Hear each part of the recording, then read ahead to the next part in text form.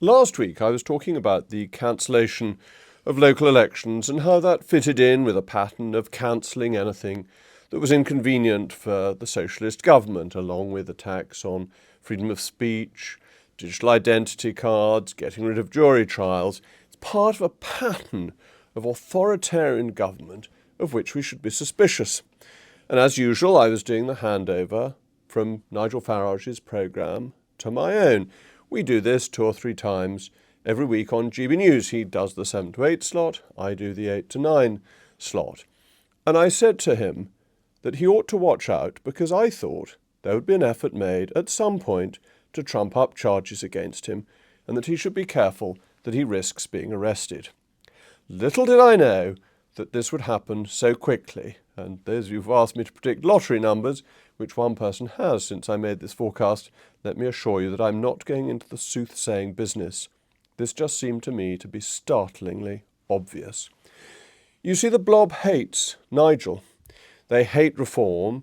They hate the right wing of the Conservative Party, that is to say, the Boris Johnson wing of the Conservative Party that tried to deliver Brexit, because it shatters their beliefs and it gives the electorate control, which they've spent all their lives trying to stop. The Blob is all about control by the elite of the people, whereas democracy is meant to be control of the elite by the people. And that's where the position of Nigel Farage, Boris Johnson, the Conservatives and Reform comes under attack. But perhaps Nigel and previously Boris frighten them the most because they have their finger on what the British people are thinking and the determination to act upon it.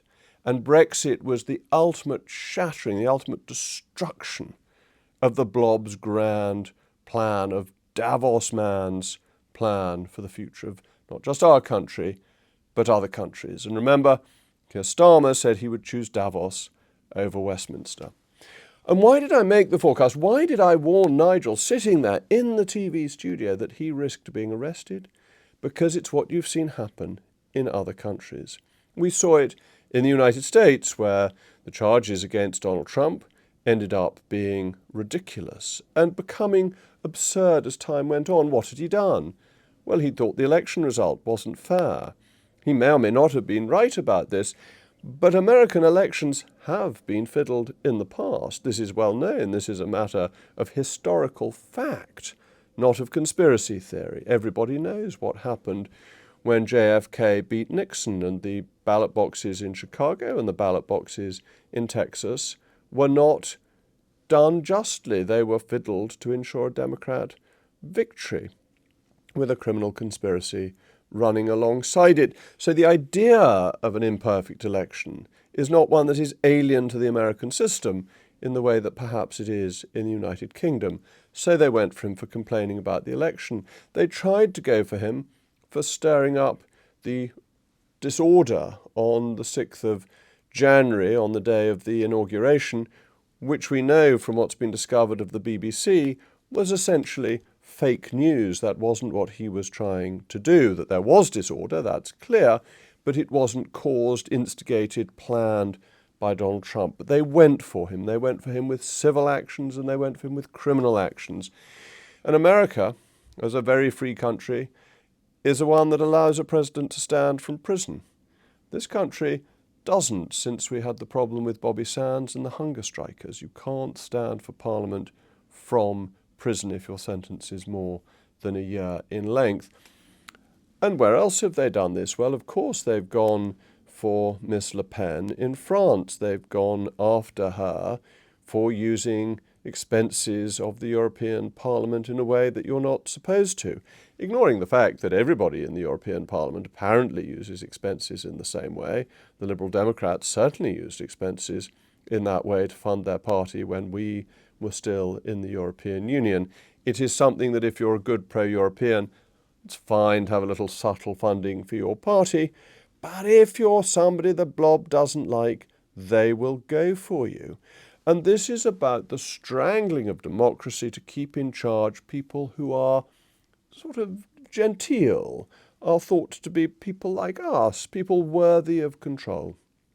And so I said to Nigel that I thought he risked being arrested. And what news do we get over the weekend? That a complaint has been made about his election expenses.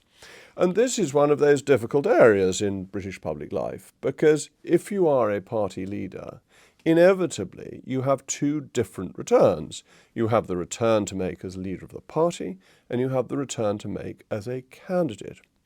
With the Conservative Party or the Labour Party, normally this is relatively straightforward, because the leader of the party will represent a relatively safe seat.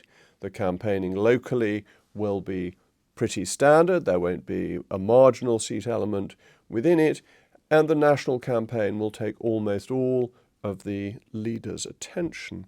When you're the leader of a minor party, you will spend more time in your own constituency, more effort will go into your own constituency to win it in the first place, and the national campaign, which will inevitably also have your face on it, your picture on it, will be about you, may seem very similar to what you're doing locally. This isn't improper. There is a clear divide that local campaigning goes out of one budget, national campaigning out of another. But you can see where there may be confusion over which is which in a campaign where the leading figure is also fighting a marginal seat. And you certainly see this with the Greens' expenditures in Herefordshire and the seat they won in Herefordshire, where a lot of national campaigning went on there. Of course it did. You focus your national campaigning where you also think you may win locally. Unless your expenditure locally is clearly designed to be for that election rather than for the national election, then it can count as overall expenditure. So there is a difficulty, there is an area that is clouded for small parties, that is not clouded for big parties. But then there's the issue of the time limit. There is meant to be a time limit of a year for making complaints about election expenses. Well, let's do some very simple calendar arithmetic. July last year, and now what are we? December this year. That's considerably more than 12 months. So why is it that this complaint is even being entertained? Why is it that the person making the complaint is able to get the time of the police? Why is it that we read reports that the police are putting a senior team onto it when this has passed the year? Surely this is a reminder that the rules get changed when it's Nigel, because he frightens the Blob. He challenges what they believe in. And they will go on like this, because if he were to win an election, he would fundamentally change how things are governed. Now, as you know, I want a deal between the Conservatives and Reform. But I want this because I want conservative things to happen. I see how badly this country is being governed, and what do I want? I want the levers of government to be put back in the control of politicians and taken away from the Blob. I want the bureaucrats to lose. I want the democratic element to win. This is common ground between Conservatives and Reform, and it's really important. But the Blob will fight back. It is fighting back. It is squealing because it sees its supporters are so weak, so bad, so incompetent, and those who oppose it are getting stronger and more popular with the voters. But they won't give up without a fight, and they have the levers of the state within their control. So they look at technical complaints against Nigel. They look at potentially changing the rules so that they can try to get him to do it on the sly, not to do it on the straightforward way that the law requires, to allow the time limits to elapse. But they'll do it to others too. They will be looking at anybody who opposes their control of the state and wants to give it back to the people. And this matters because we're being run badly by them, and the Blob needs to be defeated.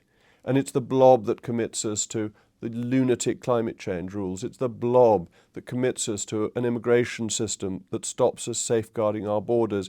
It is the Blob that is putting up our taxes, making us cold and poor and less economically successful, less safe against our enemies. It is the Blob that has failed.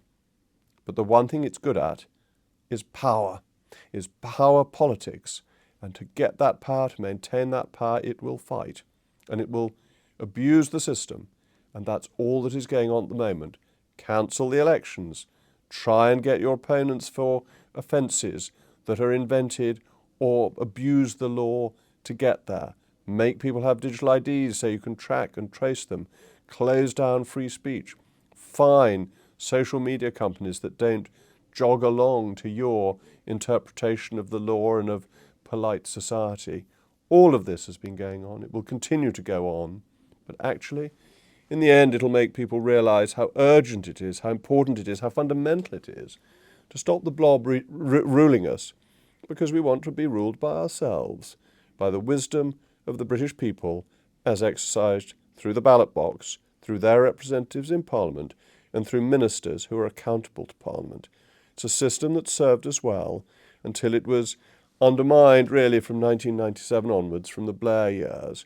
We want to restore it, and therefore we will have to put up a counterfight to make sure that we can succeed and that the blob's abuse of power fails. As always, thank you very much for listening.